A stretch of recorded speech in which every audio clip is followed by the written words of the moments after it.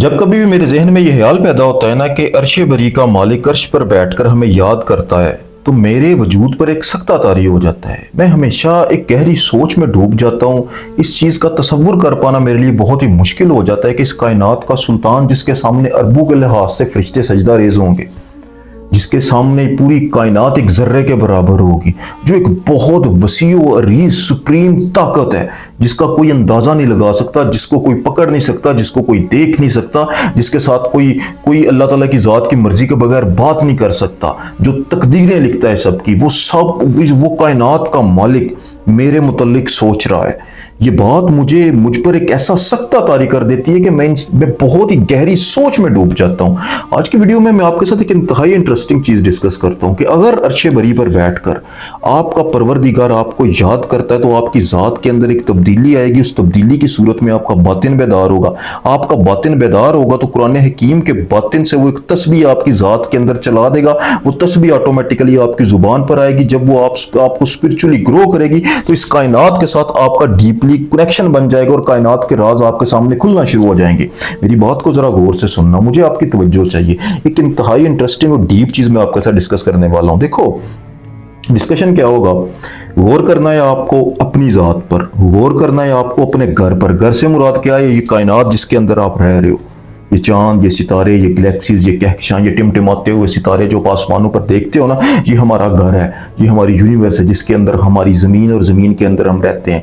दूसरा गौर आपने इस यूनिवर्स पर करना है और तीसरा गौर आपने कुरान पाक के अंदर करना है, क्योंकि कुरान पाक का बातिन, आपका बातिन और इस कायनात का बातिन आपस में लिंक्ड है। ये सब आपस में जुड़ा हुआ है। ऐसे ही समझ ले, कुरान पाक भी एक सोल है, आपकी जात भी एक सोल है और ये पूरी की पूरी यूनिवर्स भी एक बहुत बड़ी सोल है। तो इन तीनों चीजों को मैं डिस्कस करूंगा। जब आप इन चीजों को समझ गए तो ऑटोमेटिकली आपको समझ आ जाएगी कि आलम मलकूत क्या है और आलम मलकूत के अंदर से आपको वो तस्बीह कैसे अता होगी जब अर्श बरी का मालिक बहुत लुत्फ व अनायत तुम्हारी जात पर करता है।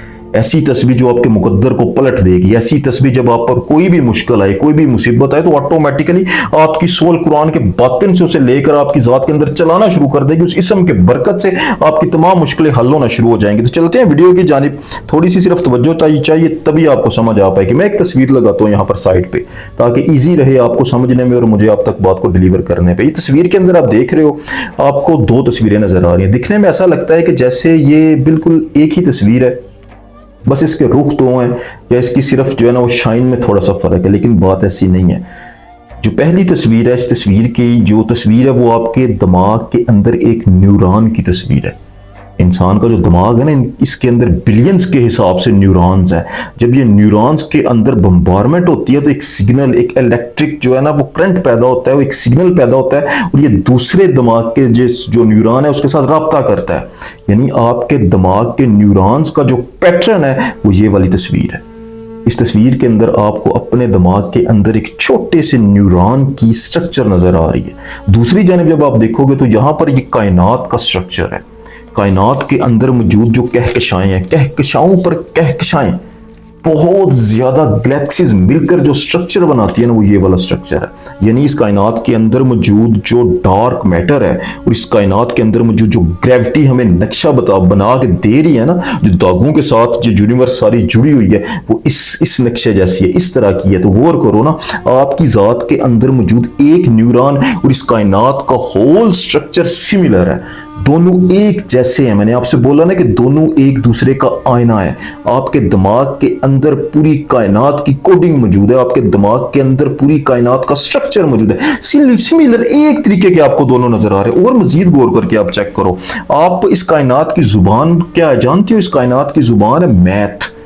मैथ आपकी जात की भी जुबान है। इंसान की जात के अंदर मौजूद जो डीएनए का स्ट्रक्चर है, प्रोटीन्स की जो फोल्डिंग है, इंसान की जात के अंदर जो सेल की डिवीजन्स है, ये सब मिलकर एक रेशो बनाते हैं, जिसे गोल्डन रेशो साइंस बोलते हैं, जिसका नंबर है 1.618।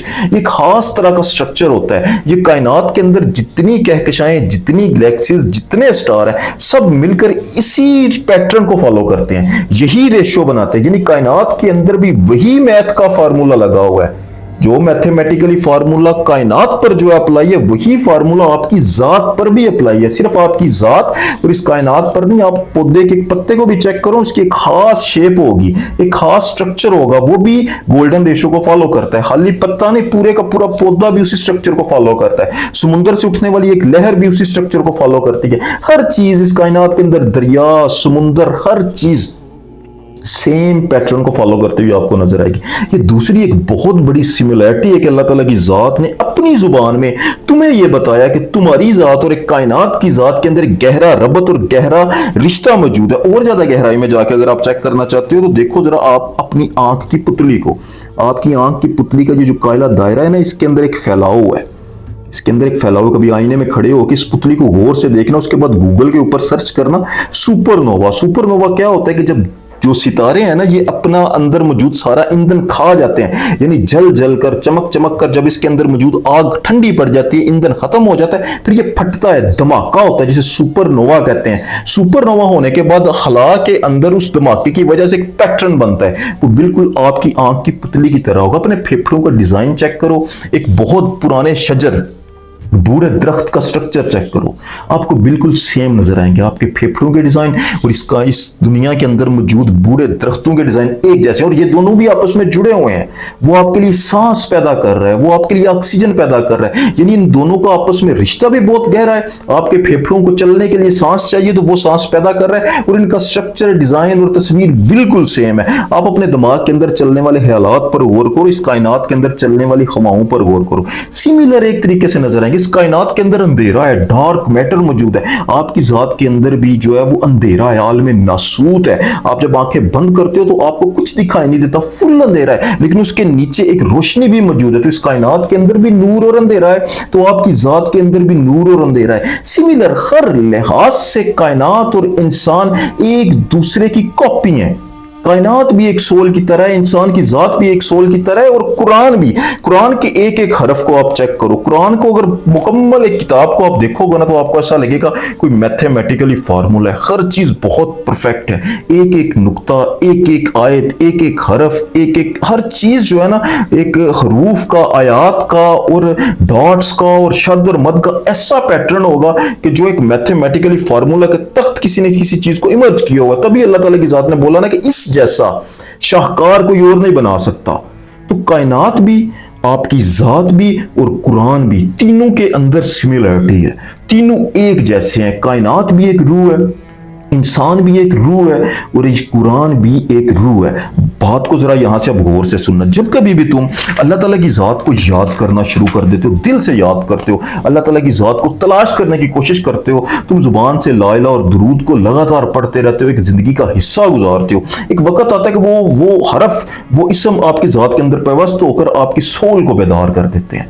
जब आपकी सोल बेदार होती है, सोल बेदार होने के बाद उसके अंदर पावर आती है। आपका बातिन जब बेदार होता है तो कुरान पाक के अंदर मौजूद सोल से या उसके बातिन से वो जुड़ जाता है, जिसे आलम तस्बीहात के अंदर से तस्बीह कहते हैं ना, लेना। वो तस्बीह कैसे हासिल होती है कि आपके अंदर मौजूद सोल ने कुरान की सोल के साथ जुड़ चुका है। उस सोल की वजह से आपकी जात को जिस चीज की जरूरत है, जिस इसम की जरूरत है, वो अनकॉन्शियसली, ऑटोमेटिकली आपकी सोल ने वहां से लिया, आपकी जुबान पर वो चलना शुरू हो जाएगी। और ये अल्लाह के बड़े खास करम से होता है। ये समझ ले कि इंसान आलम नासूत से एक कदम नीचे आलम मलकूत में जा उतरा है। जब इंसान आलम मलकूत में जाके वो तस्बीह करना शुरू कर देता है, जो बातनी तौर पर कुरान से इंसान ने ली होती है, तो इंसान की स्पिरिचुअली जो ना ग्रोथ शुरू हो जाती है। इतनी पावरफुल सोल हो जाती है कि इस कायनात की सोल के साथ राब्ता शुरू कर देती है, और कायनात के राज इंसान पर खुलना शुरू हो जाते हैं। हर मुसीबत दूर होना शुरू हो जाती है। कायनात ऐसा माहौल इंसान के लिए पैदा कर देती है जो इंसान जो है ना वो बड़ा आसानी से उससे गुजर जाता है। इंसान के लिए आसानी पैदा हो जाती है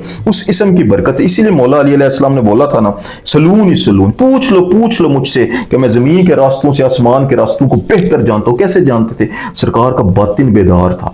उस बातिन के बेदार होने की वजह से कुरान का बातिन यानी सारा इल्म उनकी जात के अंदर मौजूद था। उस इल्म की वजह से कायनात के साथ वो डीपली एंगेज थे, और कायनात के सारे राज वो जानते थे। वो सब कुछ जानते थे, कायनात के रस्तों तक को जानते थे। क्यों? क्योंकि सरकार की सोल मुकम्मल तौर पर कुरान बन चुकी थी, बेदार हो चुकी थी। एक एक हरफ कुरान का सरकार की जात के अंदर उतर चुका था। तो जब कभी भी अल्लाह का खास करम तुम पर होगा, तुम्हारी सोल बेदार होगी, तुम्हारी सोल बेदार होकर कुरान की सोल से आया आयात को लेना शुरू कर दे, तस्बीहात को लेना शुरू कर दे, तो ये अल्लाह ताला की ज़ात का बहुत करम है। और जब कभी अल्लाह ताला की ज़ात तुम पर राजी हो, लुत्फ़ अनायत करे, तुम्हें याद करे, तो ये तस्बीह तुम्हारी ज़ुबान पर जारी हो जाएगी। आज के लिए इतने, जज़ाकल्लाह खैर।